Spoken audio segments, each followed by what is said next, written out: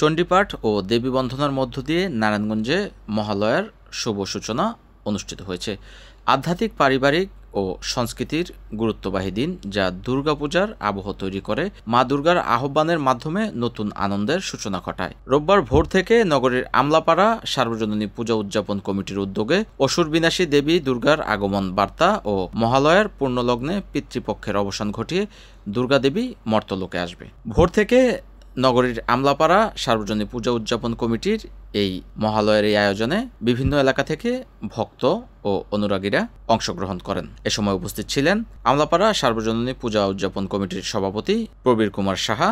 আমরা 1 মাস আগে থেকে আমরা এই প্ল্যানটা করছিলাম যে আমরা মহালয়া করব। আপনারা হয়তো জানেন গত বছরও আমরা করেছি, এই বছরও প্ল্যান ছিল। আমলাপাড়া সার্বজনীন পূজা কমিটির পক্ষ থেকে আমাদের খুবই সহযোগিতা করেছে, তার জন্য আমি অশেষ কৃতজ্ঞ তাদের প্রতি।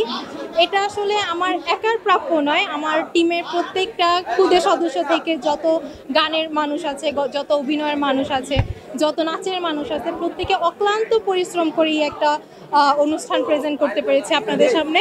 আশা করি আপনাদের সবার খুবই ভালো লেগেছে এবং আশীর্বাদ করে যাবেন যাতে আমরা প্রতি বছর এর থেকেও আরও নতুন নতুন কিছু আপনাদের উপহার দিতে পারি। সেই আমি জানি না পার্সোনালি যে আমি আসলে এই রূপটা পাওয়ার যোগ্য কিনা, বাট ঠিক আছে, ওরা আমাকে নির্বাচন করেছে এটা দেওয়ার জন্য।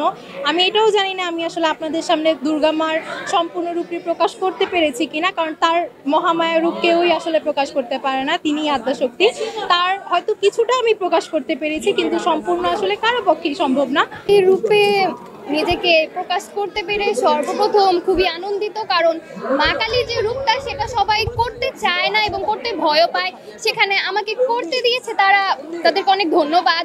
আর আমি সেটা আপনাদের মাঝে ফুটিয়ে তুলতে পেরেছি, তার জন্য নিজেকে অনেক আনন্দিত, আর সবাইকে অনেক ধন্যবাদ।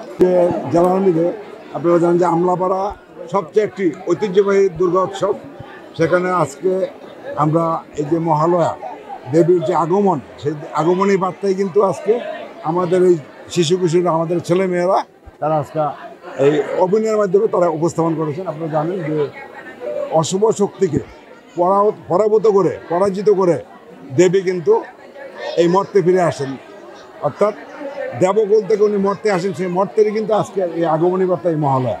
তো সুতরাং আমরা আজকের থেকে একটা শ্বাসরব, এবং আমরা চাই যেভাবে আমরা একটু আগে দেখলাম যে অশুভ শক্তিকে পরাভূত করা হয়েছে, আমরা চাই সারা পৃথিবীর মানুষ যেন এই অশুভ শক্তি থেকে মুক্তি পেয়ে শান্তি ফিরে আসুক, সবার মধ্যে একটা ভাতৃত্ববোধ থাকুক, সারা পৃথিবীতে শান্তি বিরাজ করুক। মায়ের যে আশীর্বাদ, উনি যে অশুভ শক্তিকে পরাভূত করে এই মর্তে ফিরে এসে যে শুভ সূচনা করেছেন, যে শান্তি প্রতিষ্ঠা করেছেন, সেই শান্তি বিরাজমান থাক আমাদের সকল জাতির মধ্যে, সেটি আমরা প্রত্যাশা করি। আপনি জানেন যে আমাদের এই নারায়ণগঞ্জ পূজাকে কেন্দ্র করে নারায়ণগঞ্জে অন্য বছরের না, এই বছরে কিন্তু আমাদের আরও 3টি পূজা অতিরিক্ত বেড়েছে, এবং সেই পূজাকে কেন্দ্র করে আইন শৃঙ্খলা বাহিনীর সাথে আমাদের একাধিক মিটিং হয়েছে, আমাদের জেলা প্রশাসক মহাদের সাথে মিটিং হয়েছে, আমাদের যারা রাজনৈতিক ব্যক্তিবর্গ আছেন ওনারা সবাই আমাদের সাথে বসেছেন, বসে কথা বলেছেন, এবং আমরা যাতে শান্তিতে এবং সবার সাথে একটা ভাতৃত্ববোধ রেখে আপনাদের সুন্দর এই দুর্গাপূজা দুর্গা উৎসবটা অনুষ্ঠিত হয়, সেই ব্যাপারে সবাই খুব সচেতন। আপনারা জানেন যে অন্য বছরের নাই, এই বছর কিন্তু আরও ব্যাপক উৎসাহ উদ্দীপনা নিয়ে কিন্তু আমরা নারায়ণগঞ্জে পূজার আয়োজন করেছি। NN TV, Narayanganj.